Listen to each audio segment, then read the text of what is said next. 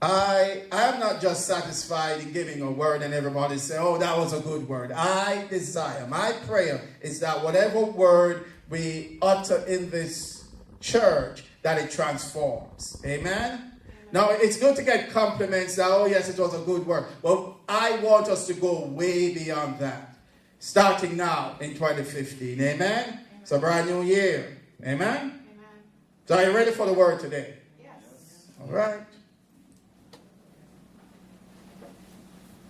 We have come to worship him. Insights from the visit of the wise men. Let's turn our Bibles to Matthew chapter 2, verses 1 through 12. We have come to worship him. Let me hear you say that. We have come to worship him. That's what we have come to do. Amen? We have come to worship him. So let's read the Gospel according to Matthew chapter 2, reading verse 1. Now after Jesus was born in Bethlehem of Judea in the days of Herod the king, behold, wise men from the east came to Jerusalem, saying, where is he who has been born King of the Jews? For we have seen his star in the east and have come to worship him. When Herod the king heard this, he was troubled, and all Jerusalem with him. And when he had gathered all the chief priests and scribes of the people together, he inquired of them where the Christ was to be born. So they said to him, in Bethlehem of Judea, for thus it is written by the prophet, but you, Bethlehem, in the land of Judah, are not the least among the rulers of Judah. For out of you shall come a ruler who will shepherd my people Israel. Then Herod, when he had secretly called the wise men, determined from them what time the star appeared. And he sent them to Bethlehem and said, go and search carefully for the young child, and when you have found him, bring back word to me that I may come and worship him also. When they heard the king, they departed. And behold, the star which they had seen in the east went before them, till it came and stood over where the young child was.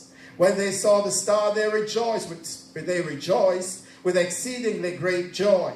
And when they had come into the house, they saw the young child with Mary his mother, and fell down and worshipped him. And when they had opened their treasures, they presented gifts to him, gold, frankincense, and myrrh. Then being divinely warned in a dream that they should not return to Herod, they departed for their own country another way. Praise God.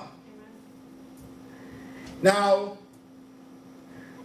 this passage has been traditionally viewed as the visit of the three wise men. And it is such a popular part of the Christmas cultural season that a lot of Christmas cards will have, depictions of these three wise men bringing gifts to Jesus when he was in the stable. Just from the reading of this text, we know that that depiction is not correct. Jesus was born in a stable, in a manger, because there was no room for him in the inn. This passage lets us know they came to a house. So, I'm not here to cast any aspersions on all the Christmas cards the message today is far bigger than that. But I'm just saying that to say this. We have a lot of misconceptions where the visit of the three wise men are concerned. Now, in researching this, it is appalling that it's mainly the Roman Catholics and the Lutherans who really make a big deal out of this. When you go to the evangelicals or Pentecostals, there's hardly any mention of this. It's like we don't really understand the significance of this passage, and because of that, we just sort of push it to the side. We say, okay, at least they recognize him to be king, and then we see frankincense, gold, myrrh, and that's the extent of the evangelical, Pentecostal, etc. approach to this. But the visit of the wise men is very, very significant in the Gospels. Amen? And so that's why we're going to look at some insights from the visit of the wise men. Now, Matthew is, well, in our Bibles, it's the first gospel. Actually, it was written after Mark. But the gospel according to Mark puts a great emphasis on Jesus as King of the Jews. That's his main thing. Mark, we know, depicts Jesus as a servant of the Lord. He's like this, he's like a work machine, a workhorse. I mean, it's just action after action. Luke depicts Jesus as the ultimate man, the man who has come to redeem. And so Luke focuses a lot on the humanity of Jesus. And we know John's gospel really highlights the divinity of Jesus. So each gospel has a particular emphasis. And coming back to Matthew now, Matthew's main emphasis is that Jesus is King of the Jews. King of the Jews. Now, on the surface, that may look like it's a very narrow way of thinking, because Matthew is just emphasizing Jesus as King of the Jews. And so there are some scholars who view Matthew's position as very narrow and so on. But that's because they're not doing a close reading of the gospel itself. When they say Jesus is King of the Jews, by no means is Matthew limiting him just to the Jews. He's not doing that. We can see that in his very opening remarks.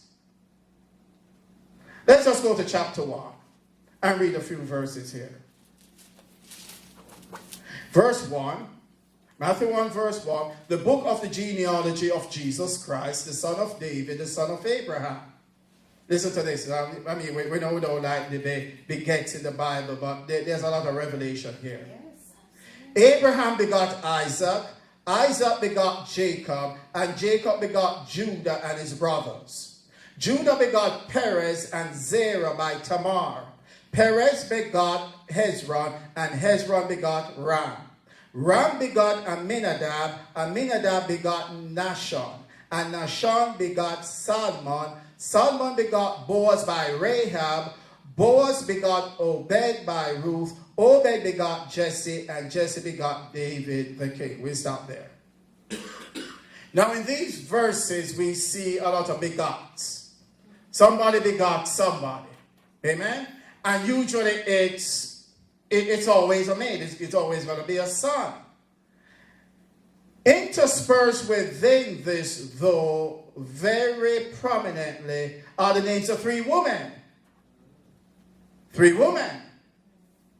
I mean, talk about Abraham begot Isaac, Isaac begot Jacob, Jacob begot Judah, all men and his brothers. Judah begot Perez, and then it says, and Zerah by Tamar. Tamar. Now, I mean, if we go back to Genesis, I really won't take a lot of time with this, but Tamar was a bride or wife of one of Judah's sons. The son got killed because of his wicked ways, and Judah had promised Tamar that when one of his other sons grow up, he would be given in marriage to her. The time passed, the son grew up, and the son was never given to Tamar in marriage. It turns out now that Tamar was very upset with that, and she positioned herself as a harlot. And my man Judah, his wife had just died, and I guess the guy is cranky or whatever. He saw her, thought she was a prostitute, and went and had sexual relations with her. But before she allowed him to do all that, she took from him a certain signet, which was his rod, which would prove that this is a man. So afterwards, now he comes back for his signet, but he couldn't find Tamar. I mean, she wasn't really a prostitute, but that was her way of getting back at him. But, I'm bringing this up to say, okay, number one, the genealogy of Jesus was not a perfect genealogy. Amen. There's scandal in the genealogy. Amen. Yeah, this is a dysfunctional genealogy. But Jesus has come to identify himself with the dysfunctionality of mankind. He has come to identify himself with the brokenness of man. Amen. Now Tamar obviously was not Jewish. How could she be Jewish? The Jewish race started with Abraham. And then it continued through Isaac. And then Jacob. Jacob had 12 sons and then one daughter, Dinah. So these are the original Jews. So any other Jew coming about in the earth has to come from this family. Tamar was not of that family. So she's certainly Gentile. Now he goes on and he says in verse 5, Salmon begot Boaz by Rahab. Rahab. Now we could say this was Rahab. I'm not too sure historically if this is the Rahab who was the brothel keeper from Jericho. You know, a lot of Bible scholars say, but whether or not this Rahab is Canaanite. She's Gentile. And then he goes, and we all know about Ruth. Boaz begot Obed by Ruth. We know Ruth is what? A Moabite. Yeah. She's a Gentile. Amen? I remember God, well, in the law, the law did not have a very kind disposition towards the Moabites. They were viewed as enemies of God. Yet in Jesus' genealogy, we see these people propping up. Yes. So listen. So Jesus is King of the Jews, yes. But within its genealogy, Gentiles are there. Isn't God saying something to us? That this thing is, Jesus being King of the Jews does not limit him to the Jews. That's the first thing we can get. Second thing is that the reason Jesus is King of the Jews is because he has to fulfill the mandate of God through a particular nation. And God had given the original word to Abraham that he would bless all the world through him. So remember, Abraham is the first Jew, right? There's no Jew before Abraham. Abraham is the first Jew. And so with him saying Jesus, King of the Jews, he's tying that title back to Abraham. But within that, we see Gentiles are included. So the salvation plan of God, whatever plans God had for the world, always included Gentiles. Amen. And it's amazing now that here is Matthew, and his primary emphasis is Jesus is Jewish. But then he is, I think, deliberately, through his writing, letting us understand Jesus being King of the Jews in no way limit him to just the Jews. Amen? Amen? He's King of the Jews because of what Jew represents, going back to Abraham. That in you all the nations of the earth shall be blessed. Amen. Let's get back now to chapter 2, and here comes the wise men. Now the wise men, we all know, we all understand just from reading this passage, there had to be more than three. I mean, the reason why we say the three wise men is based on the gifts that were given: gold, frankincense, and myrrh. But obviously, just reading the passage itself does not say there were three wise men. So, right? I mean, we have no scriptural basis to just limit it to that. But Jesus is born now in Bethlehem of Judea, and in the days of Herod the king, wise men from the east came to Jerusalem. Wise men from the east. And they said, "Where is he who has been born King of the Jews?" See that emphasis right early in Matthew about King of the Jews? I remember now, Jesus goes through his life, goes through his ministry, etc. And I mean, he doesn't really come out and say he's King of the Jews, but just by his actions, like when he rode into Jerusalem on that donkey, he was declaring himself as King of the Jews. Amen? Just like they were looking for some political ruler coming on a stallion, Jesus himself, you see, he does things opposite to the world. Because in those days, when a king is coming into town, he's not riding on any donkey. He's riding on a stallion. And a whole cavalry behind him. A whole procession. Jesus now comes and he does something completely different. But he is enacting the prophecy by Zechariah of, behold your king, who is coming lowly and in meekness of spirit. Okay. And then we see now Jesus being crucified on the cross, and what depiction did Pilate write in 3 languages above his head? King of the Jews. He wrote it in Greek, Latin, and Hebrew. King of the Jews. So we can see throughout the Gospel of Matthew this emphasis on the King of the Jews. So these wise men come now and they're asking, where is he who has been born King of the Jews? Where is he? Because we have seen his star in the east and have come to worship him. Now, you know, because we have never really learned a lot about the wise men and this. As I say, in the evangelical church, charismatic church, we just sort of shrug it off. First, we just see these guys as a bunch of astrologers. And we're recording our spirit about, astrology. God just probably, show them a little sign. They come, they worship, and then that's the end of the story. And because we record from that, we don't really spend the time to find out exactly who are these wise men. And then the thing is that they say, okay, we have seen his star in the east. We have seen his star. They didn't say we saw a star.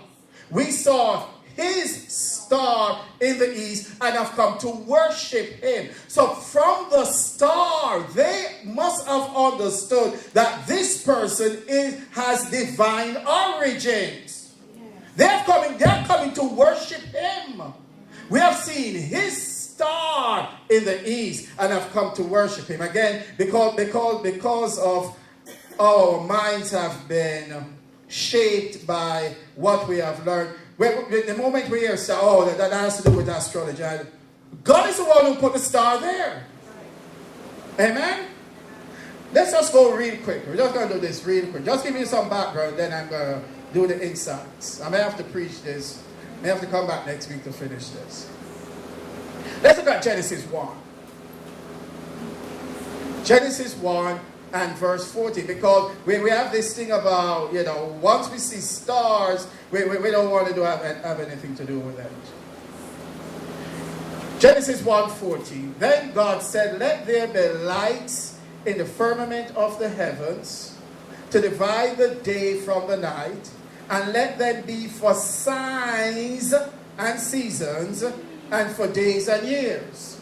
No, we have no problem dealing with the stars being there to divide the day from the night. We have no problem with that. We have no problem there with the stars being there for seasons and for days and years. We have no problem with that. We have no problem with the lights in the firmament of the heavens to give light on the earth. We have no problem with that. But what about sign? The first thing God says, the purpose of the sign is for a sign. Now, this is the Creator God. Couldn't it be that when the Creator is born into the world, He gives a sign? Yes. Through the stars? Yes. And that's what God did now. And He revealed this to these people that, because we don't really understand who they are, we just say they are stargazers. They are astrologers, and they happen to be gazing up in the sky, and they saw this brilliant star, and they just knew that there's a King of the Jews born. There had to be something else going on for them to make that connection. I mean, how can you just see, if you are an astrologer, and you gazing at a star, and there's a particular star, and you affix it or you link it to somebody being born as king of the Jews. To me, it is clear you had to have some prior knowledge about this coming king of the Jews. How could you just make that connection without any knowledge as to what this possibly could mean? Amen? So I'm here to tell you, these guys were much more than stargazers. Let's go to the book of Daniel.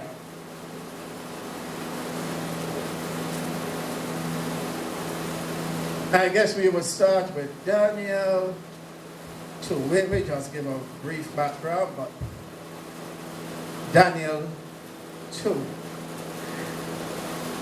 Remember, after King Nebuchadnezzar had besieged Jerusalem and destroyed the temple and so on, he deported the prominent Jews to Babylon. We all know from the Bible, Daniel was one of them. Daniel was a young man then, and when they came over, now, I guess he was a teenager at that time, along with other Jews, they were put in this rigorous program to learn the culture of the Chaldeans, etc., etc. And we all know Daniel and his friends, they would eat the king's meat and so on. And then through an interpretation of a dream that the king had, Daniel and his friends got promoted. We understand that, right? Okay.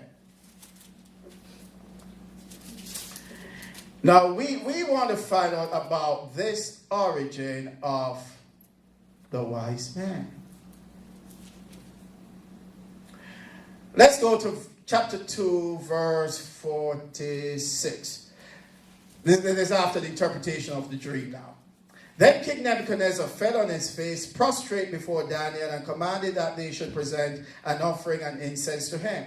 The king answered Daniel and said, "Truly, your God is the God of gods, the Lord of kings, and a revealer of secrets, since you could reveal this secret." Then the king promoted Daniel and gave him many great gifts, and he made him ruler over the whole province of Babylon and chief administrator over all the wise men of Babylon.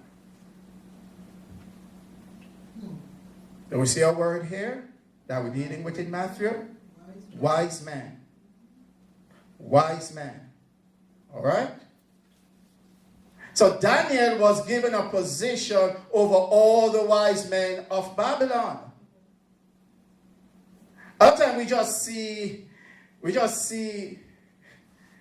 limit our view because we just see these Jews there as just, playing a role and just going along with.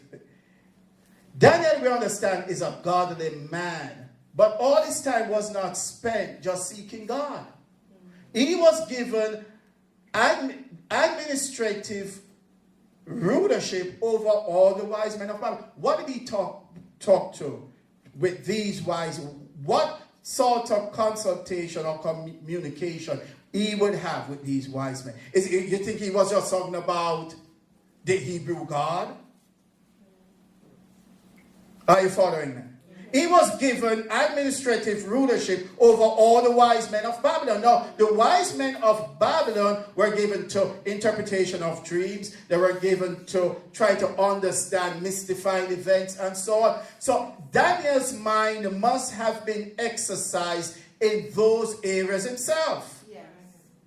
But I guess because we don't want to contaminate Daniel with any type of astrology or any type of mysticism, we just sort of sweep these words under the carpet. But he must have had an influence over these wise men. Just building a background. Just building a background.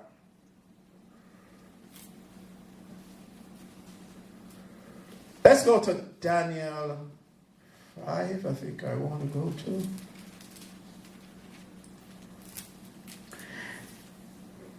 Now, this incident is with Belshazzar. Nebuchadnezzar died, Belshazzar, now his son, is ruling. And he has this troubling dream, or I think is there some writing on the wall that nobody could interpret. Daniel by this time is probably, he's much older in years now. So verse 10, Daniel 5:10.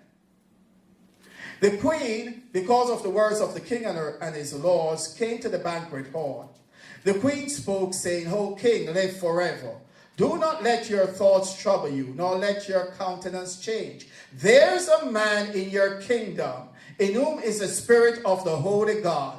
And in the days of your father, light and understanding and wisdom, like the wisdom of the gods, were found in him.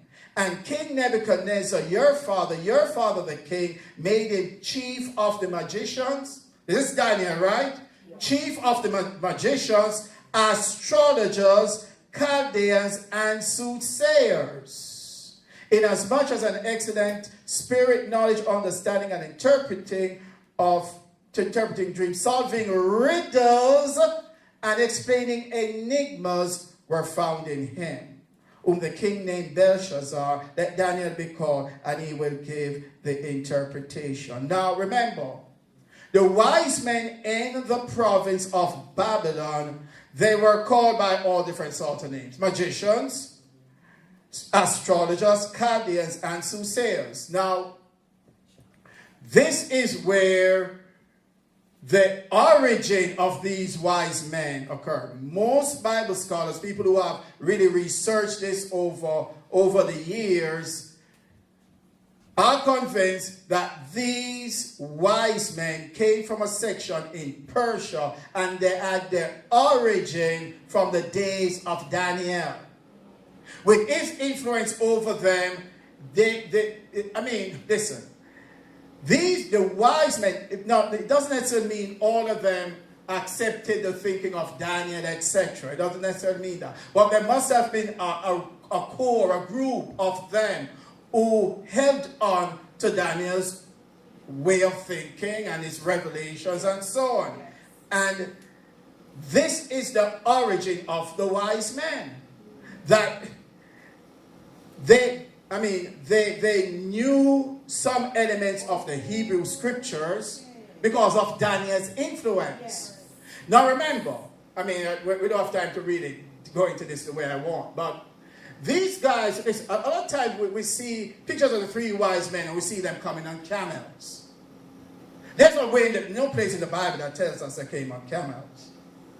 And then we see them as just, these guys, they're stargazers, they come to town. Listen, research has shown that the wise men came from a nobility class in the kingdom of Persia. By this time, by the time the New Testament has rolled around, they are now a part of what is called the Parthian kingdom. P-A-R-T-H-I-A-N, Parthian kingdom, which was a mighty kingdom just as powerful as the Roman Empire. The Roman Empire, if we really do our history right, a lot of time we think the Roman Empire ruled the entire world. They really didn't.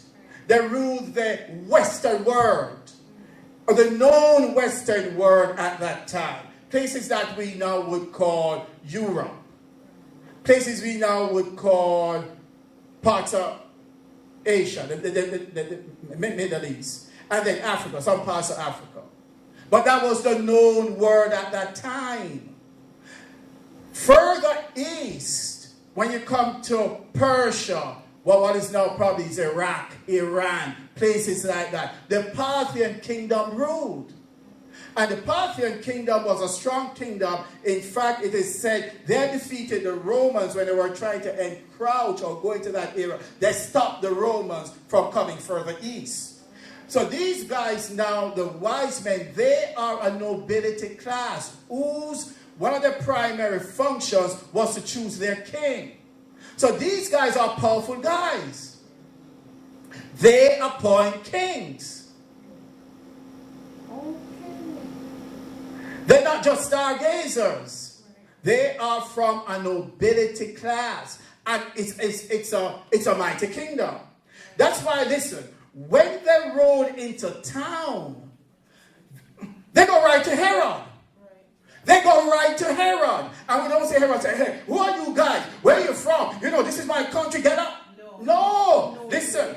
Listen, let's go back to Matthew here real quick. And then I have to give you one other piece of information. Wow.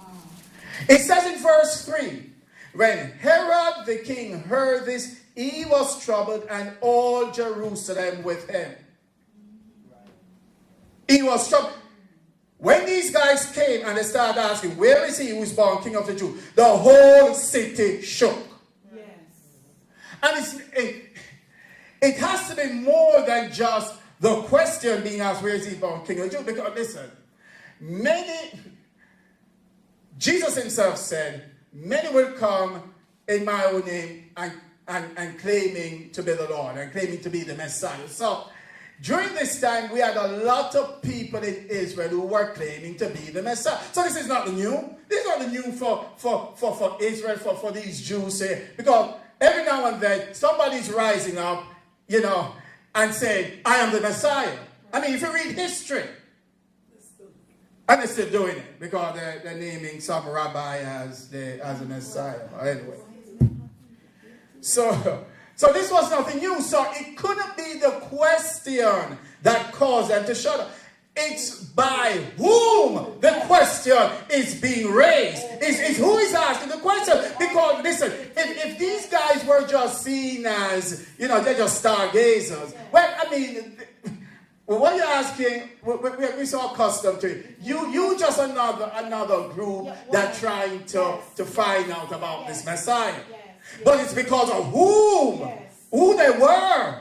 Herod now took stock. And listen, they come asking, where is he born King of the Jews? Now, in their natural minds, if you are thinking of somebody born a king, where would you go to find him? The palace. That's why they went to Herod. Because they went there, because they link now, the star they saw, they link it now to somebody being born King of the Jews. And so, naturally, the place to go is a palace. When they went there now, and Herod saw them, I mean, he got shaken up about that, and all Jerusalem with him. Now, remember, listen. By this time, Jesus had already been alive in a human body, probably several months. I mean, it is said that these wise men traveled a great distance. The conservative estimate is 1,000 miles they traveled to get to Jerusalem. 1,000 miles. So we know from travel in those days, it's going to take, I mean, it is conservatively estimated by scholars that it took them between 4 and 6 weeks to get to Jerusalem. Now, so this must have been significant for these nobility people to leave their kingdom affairs, travel all that distance, and come to Jerusalem looking for this king. It must have been significant. And so, all Jerusalem now is troubled with because of them. Okay, if they're so troubled, I can't see these guys just coming on 3 camels. Right. You're not going to say. Scholars, again, who research it, they say, we don't research these things. We don't read history books on this. But people who research these things say, I mean, they came as a caravan. They came with stallions. No camels. And they came, listen, they came with a small army.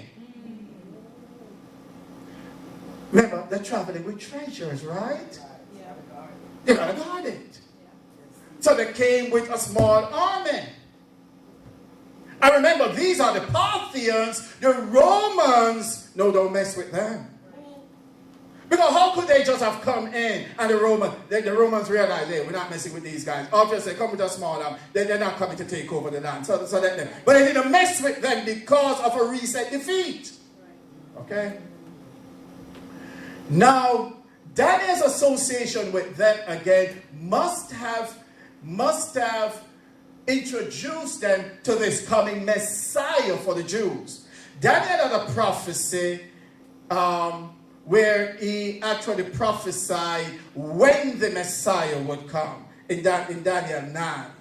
It's called the 69-week prophecy.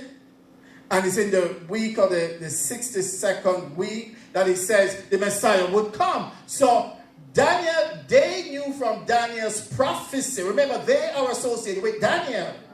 They're descendants by now. I mean, Daniel has passed on, the original people. But it has infiltrated or been perpetuated down through the line. So they knew of Daniel's prophecy of the coming of the Messiah. So when they saw this star, they understood the significance of it. Now, let's go to another area of the Bible that can be a bit scandalous, and sometimes that's why we don't want to use it. But let's go to Numbers 24. Numbers 24. Do you remember a prophet by the name of Balaam? Yes. Now, Balaam was a true prophet of God. Amen? A lot of times we forget that.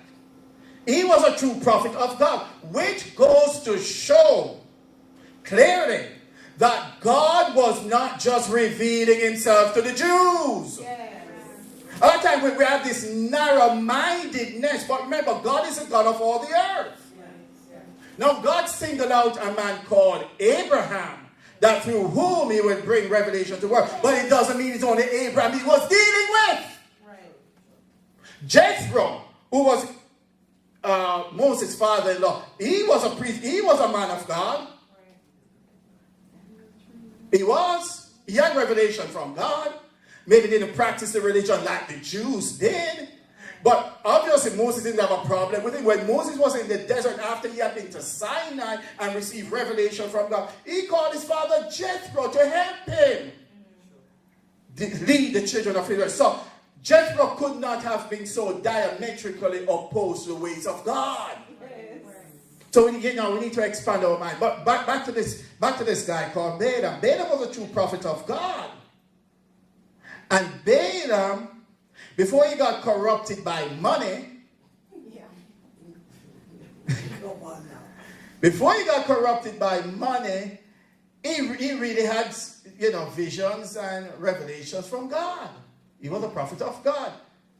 Now, we know Balak the king hired him to curse the Jews. And he tried cursing the Jews, and he just said, I can't really do it, because the moment I open my mouth, blessings come out. So for Balak is saying, but guess what? I pay you big money to curse these people, and here you are blessing them. But he said, whom God bless, I can't curse. All right, that's where we get that from. All right. Let's go to Numbers 24 and verse 15. So he took up his oracle and said, the utterance of Balaam the son of Beor, and the utterance of the man whose eyes are opened, the utterance of him who hears the words of God. Now God put this in the Bible, right? Yes. He's saying he hears the words of God and has knowledge of the Most High. Amen? Who sees the vision of the Almighty, who falls down with eyes wide open. He's saying God revealed. He sees God with his eyes. It's not like in some vision, just closing his eyes. No, with his eyes wide open, he's seeing God. That's what he's saying. Which sort of is like experiences Moses had, right? All right. Listen now. I see him, but not now. I behold him, but not near. A star shall come out of Jacob. A scepter shall rise out of Israel and battle the brow of Moab and destroy all the sons of Tubal. He says a star. He said, I see him, but not now. He's seen the Messiah. Yes. I behold him, but not near. He's saying, I see him, but the time is not now. But I see him coming. A star shall come out of Jacob.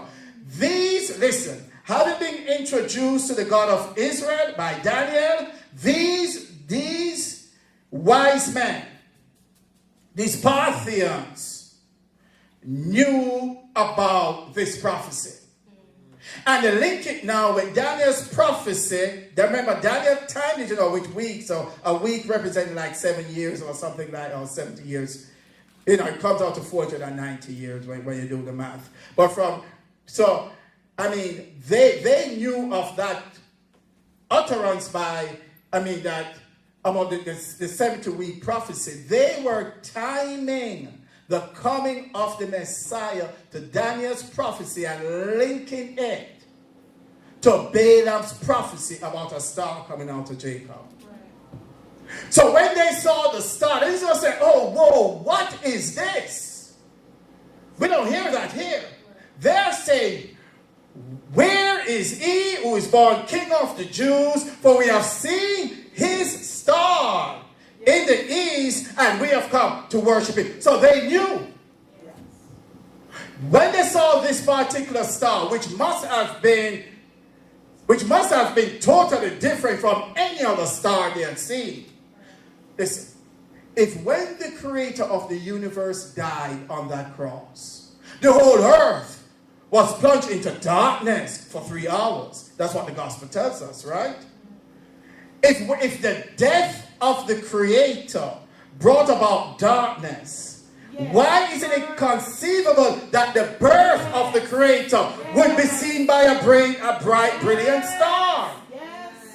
Now this star again must have been totally different from anything they had seen. Yes. Yes. It must have been. Yes. Because otherwise, okay, scholars now, when they try to break down exactly what this star is, most of them have come to the conclusion that it was really a bright light that outshone all the stars. It wasn't like just a star, just like any regular star. It had the appearance of what, that they go back to the Greek, and then they go back to all these different languages and they break down the word. It would be too much to try and, relate that to you. But they come to the conclusion now that it was very similar to when God would lead the children of Israel by fire in the night. They liken it to that. And then they liken it also to the Shekinah glory of the Lord. So they come to Jerusalem now. This is where we're going to pick up the story now that you have that background. You see, these things are not just put in the Bible to fill space, to fill up the book. They have a significance. They have a purpose. There's a reason for them to be there. Amen? So they come to Jerusalem now, and their question is, where is he who has been born King of the Jews? Now, again, the whole city got shook up because of the nobility of the people asking this. This wasn't some weird men coming into town. They say, oh, you guys are from Mars. Get on with your life. No. Remember, Jesus had already been born several months. Now, the shepherds had seen him, right? They run to the town, they tell everybody, the group of angels came and they tell us that, behold, in the city of David, this child is born who will be king. Who believed them? Nobody. Because the shepherds were the lowest, on the lowest totem pole of the economics of that city. So, no influence, zero influence. So, these are just wild guys. You had too much pizza to eat or something, Simeon had declared in the temple that this is the Messiah who will come. But, he's a religious man. How much influence does he really have amongst the general populace of the people? The politicians, Herod, and so he has no real influence. Anna comes in and she says glowing words about this child. But then, who is Anna? She's just a widow. She lives in the temple. She has nothing else to do but she just pray day and night. So, no influence. But when these guys come, because they're not just stargazers now. I mean, listen, these guys were very learned. They were well versed in politics. They were well versed in science. These are wise men. Why do you think they are called wise men? They had a great intellectual capacity. They understood. It tells us they knew how to solve riddles and enigmas. These guys are well learned. And I mean, astrology is one thing, but what about astronomy? Could it be that they were also astronomers? Yes. But we just cast them as astrologers. Very, very, very, very misleading. Because, I mean, the Greek historian Herodotus wrote in the 5th century BC about these wise people and identified them as having a priestly function in the Persian Empire. That's from the 5th century BC by a Greek historian. So it's not just Christian authors trying to put these guys in a positive light to big up Jesus. No, historically, this group is known. The wise men. All right, so they come to town now and they say, okay, we have seen a star in the east and have come to worship him. Now Herod got all bent out of shape. But let me just go through my slides here now. Insight number one that we can learn. The birth of Jesus is for the benefit of the whole world. These guys were Gentiles. Now, Jesus being born, listen, when God does something significant, he doesn't keep it a secret. He's letting the whole world know. Through these representatives, he's letting the Gentiles know. Listen, when these guys go back to their empire, what do you think they're telling the people? You think they're just keeping this among themselves? No, the birth of Jesus now is being broadcasted throughout the Persian Empire. These are the wise men. They have influence. Amen? So God is letting the whole world know that the King of the Jews is born. Yes. Amen? So it can't be that the birth of Jesus was just for a small group of people called the Jews. No. You see, no race can claim ownership of Jesus. No. Do you hear what I say? Amen. No race can claim ownership of Jesus. We can't Americanize Jesus and think he will just be cool with that. You can't Americanize it. Yes. It's bigger than that. Yes. Amen? Jesus is Jesus of the Jews. Jesus is Jesus of the Chinese. Jesus is the Jesus of every race on the earth. Yes. There's no racial disqualifications when it comes to Jesus. Everybody has equal claim to this Jesus. It's not just a Jewish thing. It's bigger than that. So it's for the benefit of the whole world. The King of the Jews is God manifest in the flesh, and we must worship him. These guys are coming to worship him. Now, check the irony of this. They come to Herod. Herod is a king. But they are saying to Herod, where is he who is born King of the Jews? Because we have come to worship him, not you. Amen.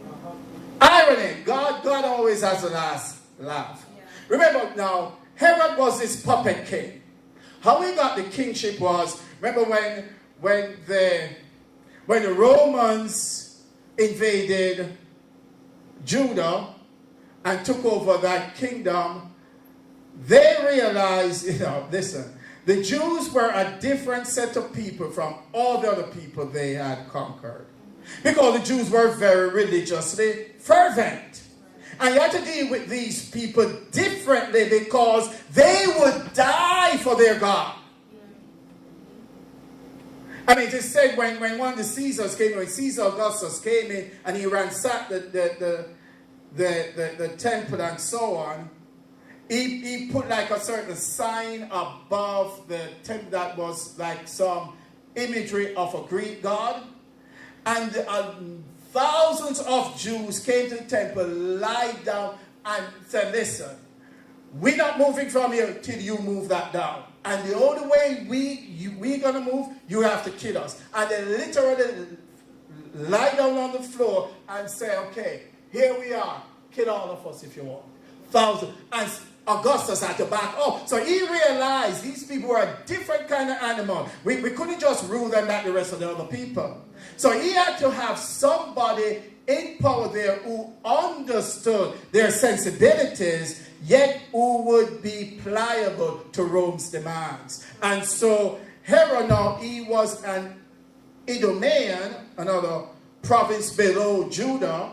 He wasn't really Jewish, but he went to the Roman Senate in Rome and basically persuaded them to make him be the king of the Jews. And he had a good ally there. You ever heard about Mark Antony? Yes. Mark Antony was his friend. And so Mark Antony, you know, with his influence, had the Senate appoint Herod as king. But he wasn't really a king. So I mean, God is even poking fun here at Herod, because the wise men came and said, we are here to worship him who is born king of the Jews. Not you, because you're not a true king. Yes. You're just a Roman puppet. Yes. Now this Herod was very brutal, very ruthless. He killed a lot of people. Amen? This guy was very brutal. As we say, I mean, if we had time, we saw after he recognized that the wise men didn't come back to him, he got angry, and then he decided to kill all the male children in Bethlehem and all its surrounding districts from 2 years old and on. He was a ruthless man. You see, he got threatened. He felt threatened now because, listen, when Jesus comes, he always shakes up the status quo. Yes. He challenges the status quo. Yes. Amen? Jesus makes things uncomfortable Yes. for those who are in a position of privilege and power. Jesus makes it very uncomfortable. Amen? So these wise men understood him to have some degree of divinity, and they said, we must worship him. We have come to worship him. But they're coming to the king. But they say, you're not the real king. There's somebody else in your kingdom who has been born king of the Jews. Insight number 3. The kingdom of Jesus challenges our cherished beliefs about God and life. Amen? Hold on. These wise men came now. Gotta hurry. These wise men came now. They understand all these, I mean, words that have been spoken about this Messiah by Balaam, Daniel. They got introduced to the Jewish scriptures. They understand a lot about this person. And now they come and they go to the palace expecting to find him there. Come to find out now, when they go on the journey, they come to a house and they see a small child. Now, because we know how the story ends and Jesus himself